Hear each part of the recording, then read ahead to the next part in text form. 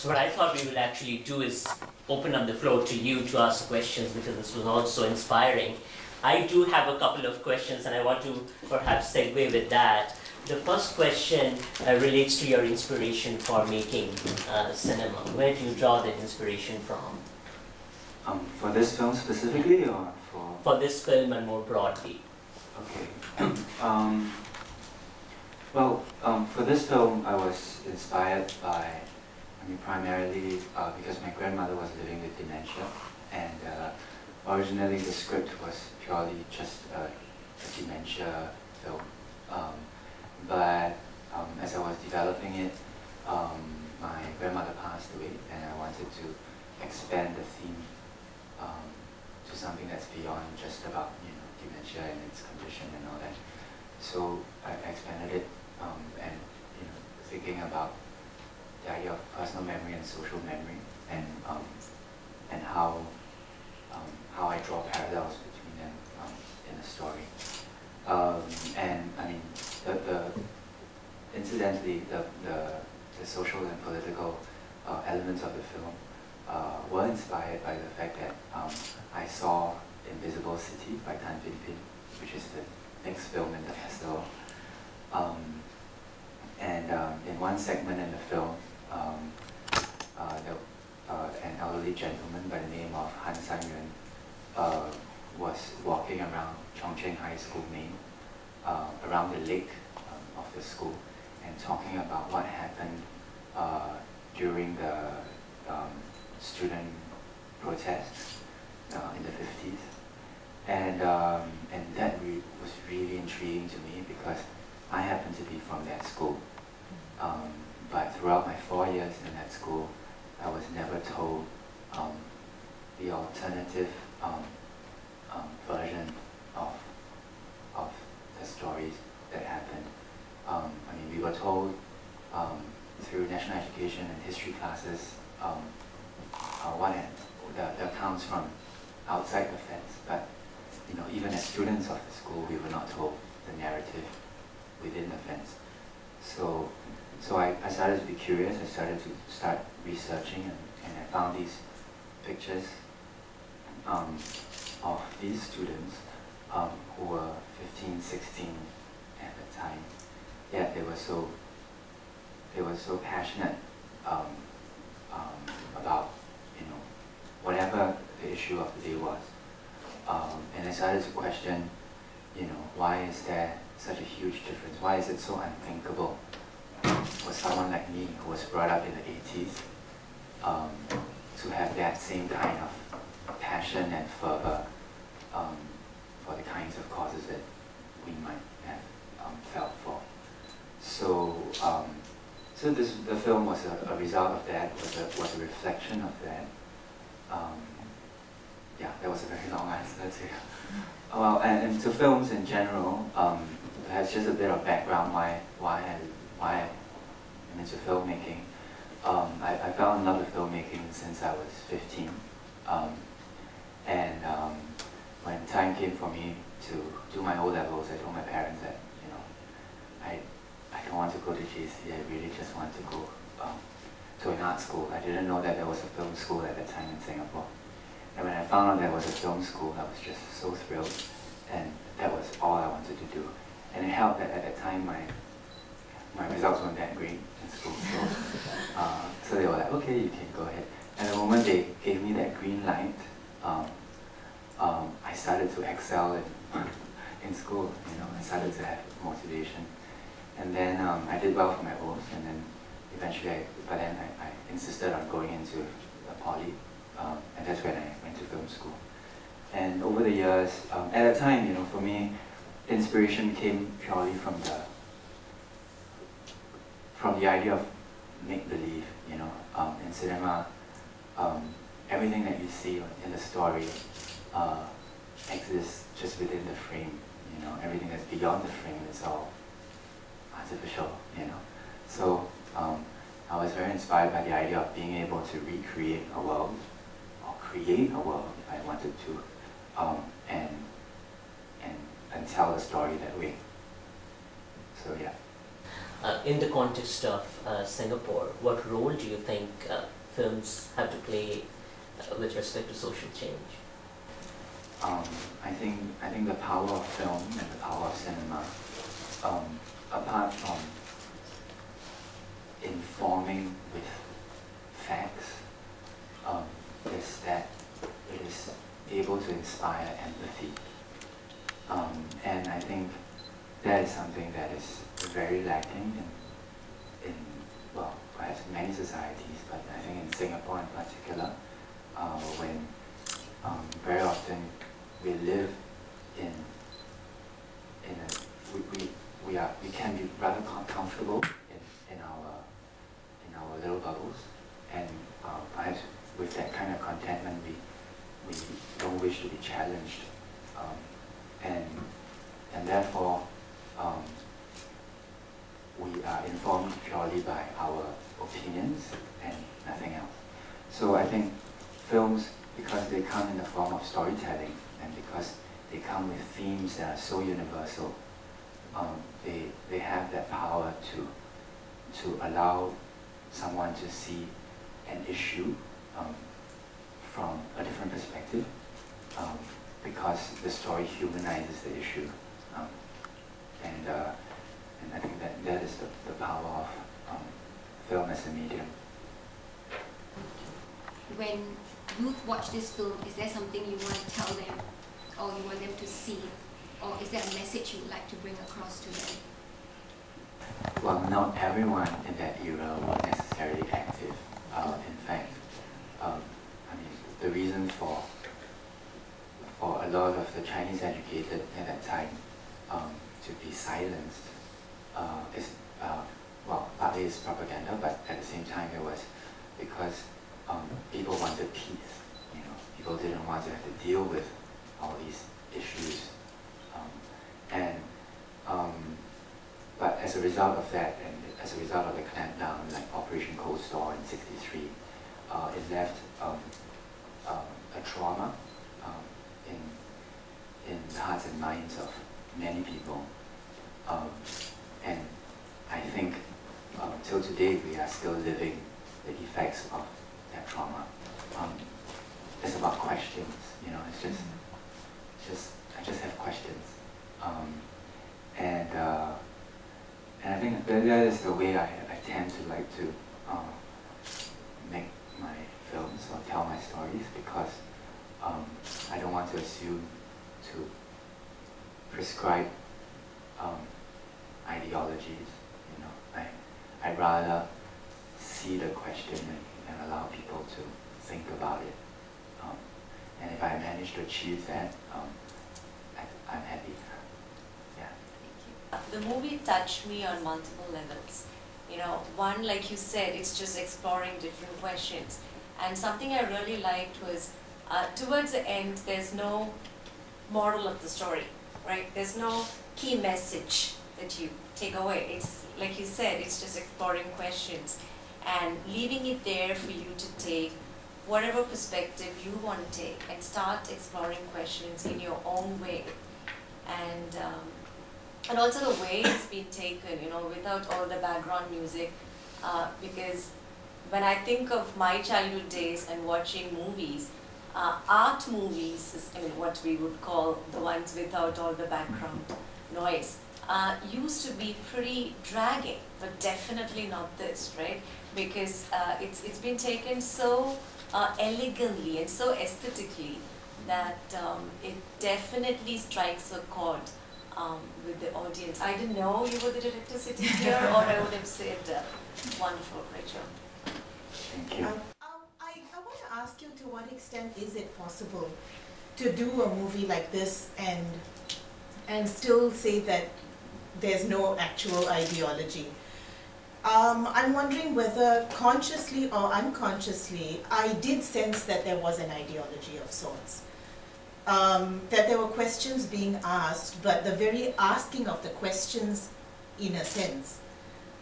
Because the Alzheimer's was an interesting theme, because it was sort of in all the midst of this whole national conversation thing and all, and so much made about museums and archives, The Alzheimer's was interesting because it was symbolic of the kind of necessary forgetting that also goes in to pinning down a national narrative.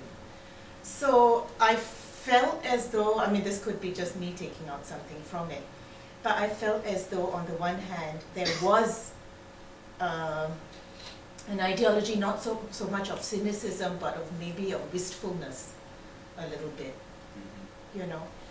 The second thing I wanted to ask you about was the frame, you know, the frame of reference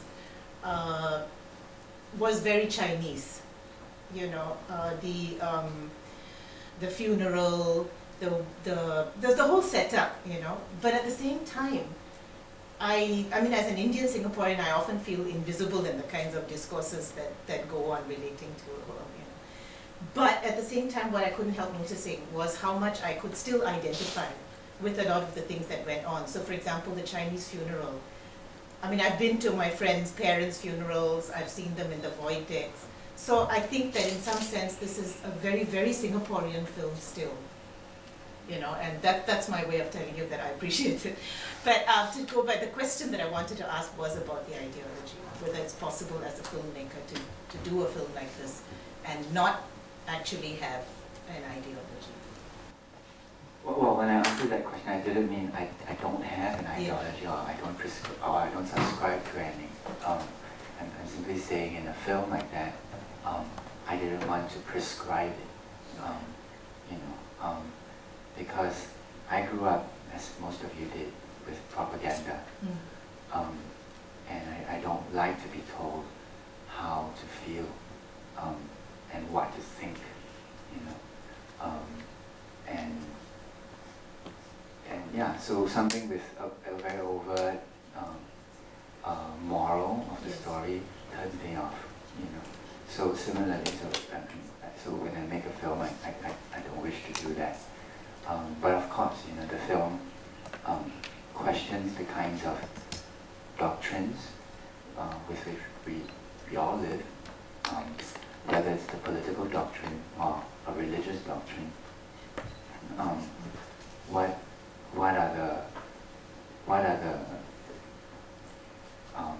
What are some of these things that we live with, and should we not be questioning them once in a while, perhaps? Normally the things that we kept reciting as doctrines in some way, in your film, it's the foreigner from China who is reciting it, you know, as she tries to learn the language. And I found that quite interesting because turning it around, here you in the new generation, here you have the Singaporean who's doing the questioning and the foreigner who's learning the, you know, the propaganda. I found that very interesting. I actually have two questions. Like, first one, who are your key influences in terms of filmmakers? And also the second one is, I really like the story of the Kingdom of the Sea in the utopia. And so in that, going from that perspective, what would Sandcastle represent to you, the title of the film? So I left off that story about my filmmaking starting when I was 15. At the time it was purely Hollywood, because those were all the films that I was exposed to. But along the way, as I went to film school and as I exposed myself to cinemas from around the world, I started to appreciate the different kinds of cinematic movements around the world. And one particular one was the Taiwanese New Wave, and filmmakers like Ho Xiaoxian and Edward Young, who are Taiwanese masters. Oh, by the way, Amelie just won an Oscar for Best Director. So, and yeah, I mean, and I also really like the films of Lee Chang-dong from Korea. He makes these accessible yet art house stories that tackle rather difficult issues, but in a manner that allows you to really just sit and think. The second question was about Sandcastle. Yeah. Well, I mean, I think it was it's an allegory for memories. It's an allegory for Singapore. How transient how mutable memories can be, and perhaps how transient Singapore can be. There was this scene in your show where the mom was like, because in the food court there are these Chinese people who prepare the food, and then the actor goes, we also were, we were Chinese, So I was just curious to know what you feel about like our Chinese roots or whatever roots that we came from as Singaporean. To what extent do you think that's important as compared to the external influences that we have in modern day? This film was made in 2010, and only lately I'm asked these questions. That comment wasn't picked up as much 3 years ago. Well, I think in the context of the story, it is in some ways En's way of reconciling with how deeply rooted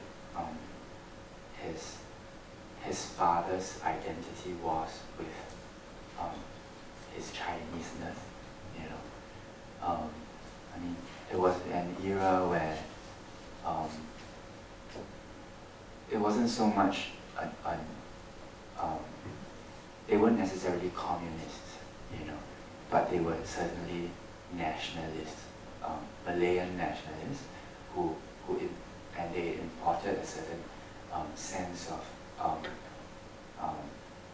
identity from China, and how that is perhaps now, the kinds of languages. I mean, we speak English. I mean, people of my generation speak English to one another, but that was a different time, and yeah, it's how he reconciles with that idea of identity. Personally, I mean, I've always seen myself as Singaporean, more than I see myself as Chinese, even though that's the language I speak at home. And coming from a Chinese school, we were probably taught a disproportionate amount of Chinese and Chinese culture, and we were kind of being indoctrinated a certain way, but still, ultimately, yeah, I see myself as Singaporean, so I don't that need to reconnect with the Chinese roots isn't so relevant to me. I mean, today. Yeah. There are always three significant generations: the youth like us today, the parents, and the grandparents. So, how as a producer, how were there any difficulties when you're trying to bridge all three generations and trying to create appeal or relevance for each generation as they watch this movie? Well, I mean, I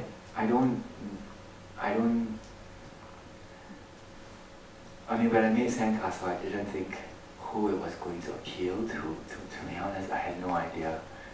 And I thought it was going to appeal more to an older generation who might appreciate the fact that some of these themes are being revisited after such a long time. But as it turned out, I seem to be receiving comments more from younger people. So I don't know how it resonates, or how it resonates differently. In Sandcastles specifically, I think in terms of language, I mean, it didn't occur to me as I was writing it, but then when I was just writing it in how it would sound most naturally. But then as I watched it and as I was filming it, and you realize how much language kind of demarcates the generations. En speaks to his mom in Chinese, in Mandarin. En speaks to his friends in English, but then his parents and his grandparents speak in Hokkien. You know? So, I mean, it's quite interesting, but it also speaks about how you know our heritage in terms of language is really disappearing,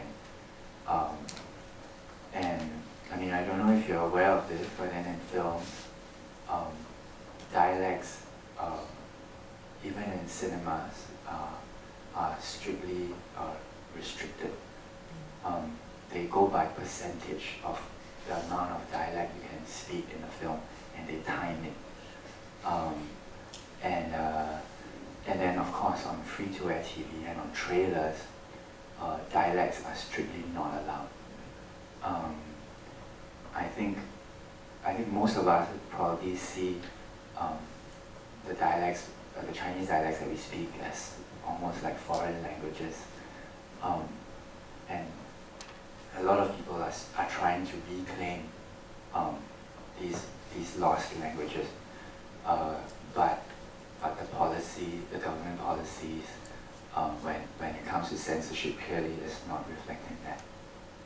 Yeah. First of all, I wanted to say thank you because this was a very wonderful film, and above everything else that was said, it really touched me, the way that you characterized the family, the way that you brought the family to life in 3 different generations.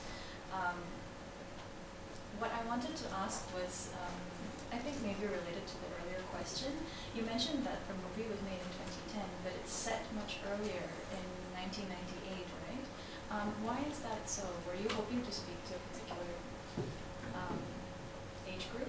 The only reason why it had to be set not in 2010 is because it's only biological possible for En to have a father who was a student activist. Yeah, I made a timeline and okay. Yeah. Okay. But I think a lot of the issues are relevant, so it doesn't matter when it was set necessarily.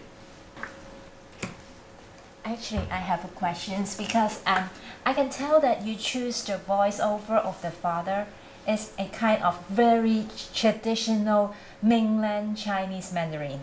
It's from China. It's kind of like not any Singaporean will say that kind of Mandarin. Is it you do it on purpose to show that he's a communist? No, well, my mom was Chinese educated, so are many of her friends, and they do speak very properly, especially if they were writing a letter. And I think it is only authentic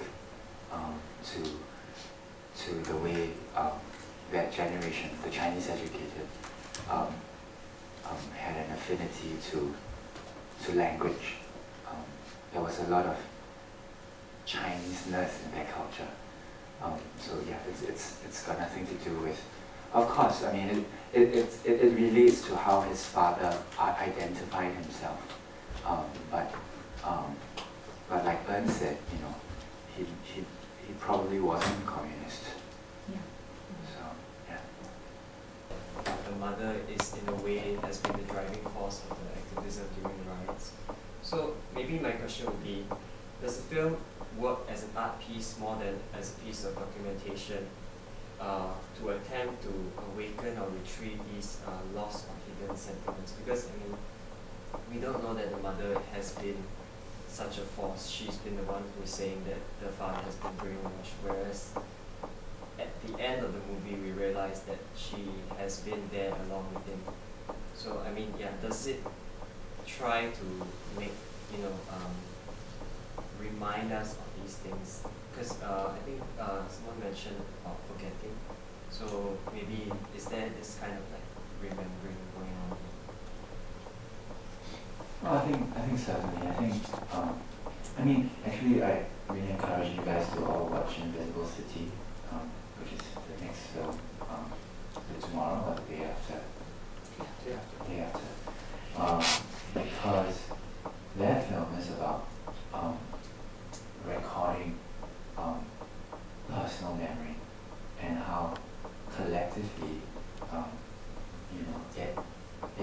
represents this.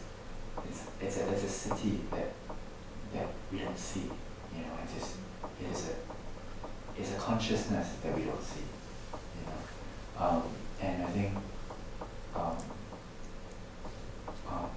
that film certainly served as an inspiration to me, and it certainly moved me. But at the same time, I'm a fiction filmmaker, you know, and I want to be able to move people like inside, and also I want to be able to reach a wide enough audience, and hence, you know, fiction filmmaking is something that I've always tried to understand and hone the craft. I think, you know, with Mother in this film,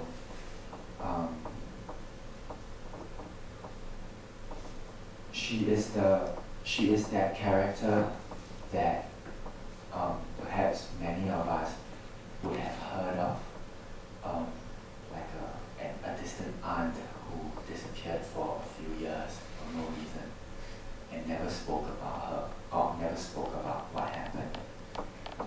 You know, and after the film was made, I started having so many people tell me, oh, you know, I also had this uncle or I also had this aunt.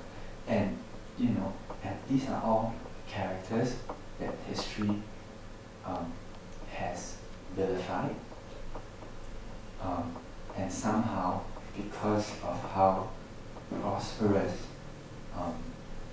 Singapore has become, they seem to have been really the bad guys, you know, the ones who could have led us astray as a society, you know. But we sometimes fail to remember what exactly was it that some of these people were fighting for. The 50th anniversary of Operation Cold Storm, yeah, 50, and at Hong Lim Park, there was a gathering of all these former detainees, and they're all really old now, and apparently they always had an annual gathering at the Chinese Chamber of Commerce, but this year, for some reason, they decided to do it at Hong Lim Park, and for the first time, Vivian was documenting it, and she was telling me that for the first time, they actually were willing to be so out in the open, willing to be photographed, even willing to be interviewed.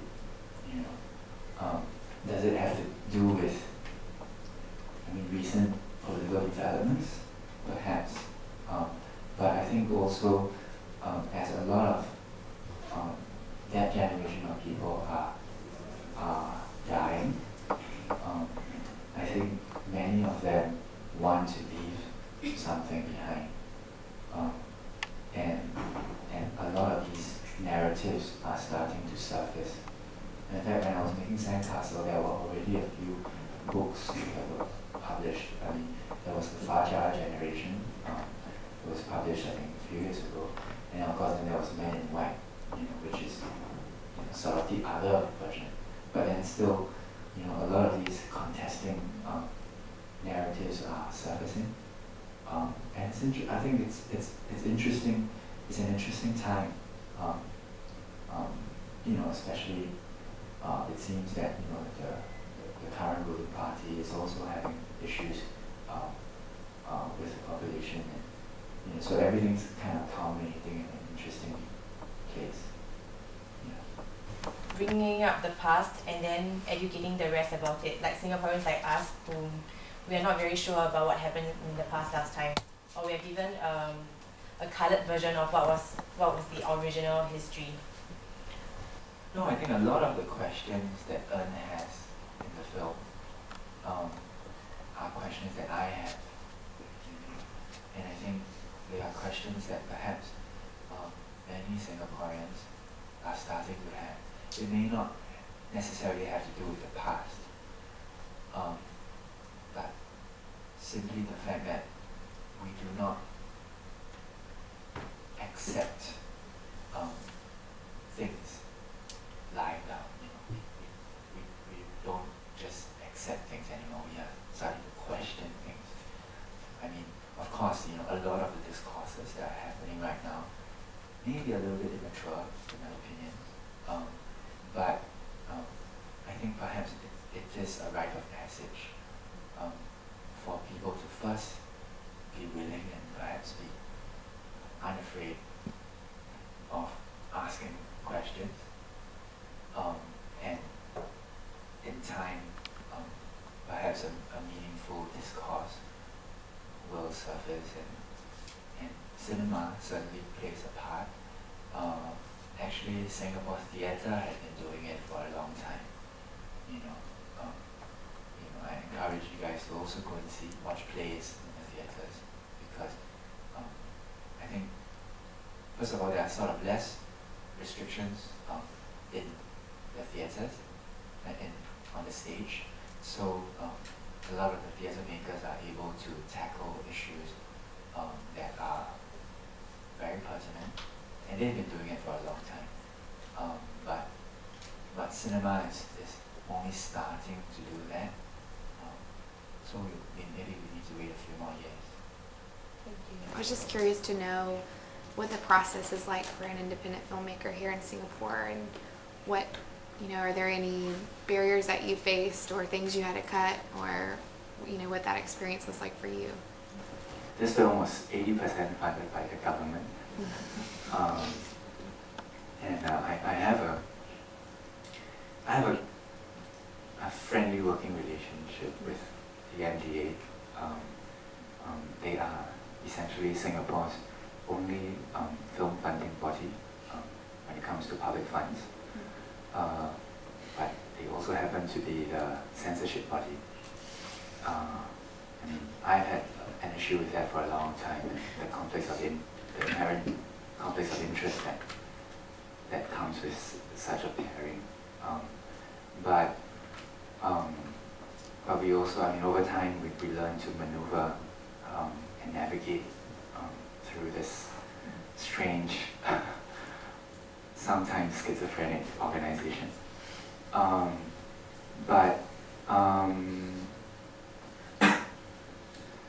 mean, a film that we actually thought we would show here, called Tanjong Ru, which was my short film, which I made when I went back to film school in LaSalle to do my degree.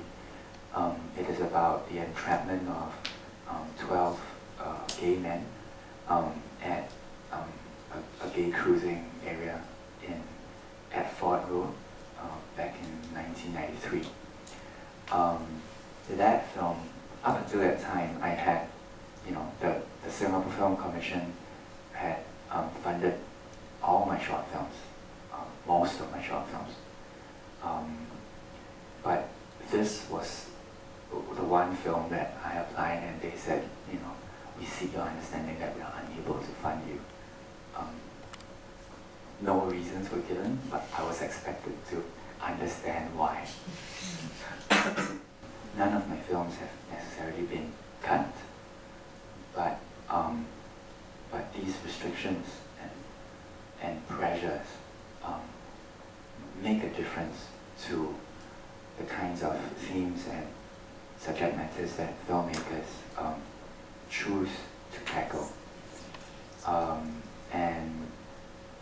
But it's something that we constantly engage with the MDA to discuss and talk about, you know, why, and, you know, why do you, and all that. So, but I mean, I also have, I mean, on the theme of LGBT issues, I mean, I'm also involved with Pink Dot, and I direct all that video clips since 2009, and you know, we put it online, and so it circumvents all of their guidelines, and let's hope it remains that way.